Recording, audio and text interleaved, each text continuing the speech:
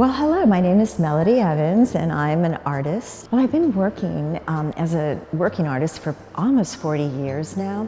I started first as a potter, working in clay. I was very fascinated with the potter's wheel. I grew up in a family of generations of collectors, and a lot of the collections that my grandmother had and my mother had were all pottery. So it wasn't a big surprise that I started out to being attracted to the vessel form. I soon kind of moved away from making functional pottery. I wasn't really that interested in it. I was interested more in what the vessel conveys. In my 40s, I went back to get a master's degree, and I studied with Robert Brady, who's an internationally known sculptor and predominantly in clay.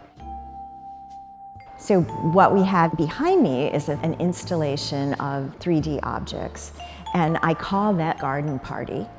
And it stems from a piece I had done at Merrimack Community College a couple years ago, which was called Feast. And it was a long 20-foot table, and it was piled high with all of these natural elements that I use, in addition to biomorphic forms that I make. Just like my generations before me, I'm a collector, but my collecting has always been shells and nests and sticks and rocks, and I've done that since I was a child. I was experimenting in my studio and thought, well, why not try dipping this pine cone? And I dip it in a clay slip that's been infused with paper. And it took a while to get the process, really to get it so it worked. What I love about it is that each piece then is unique. So it's different than a typical ceramic process where you make a mold of something and then cast 1,000 of the same thing.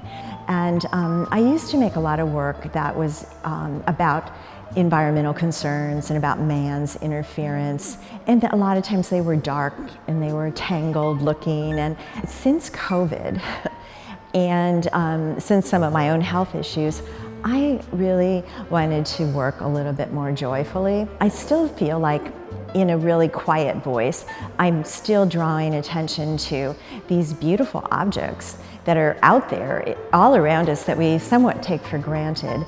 They're very fragile. They're key to the whole food chain. All these little, birds and animals, need them.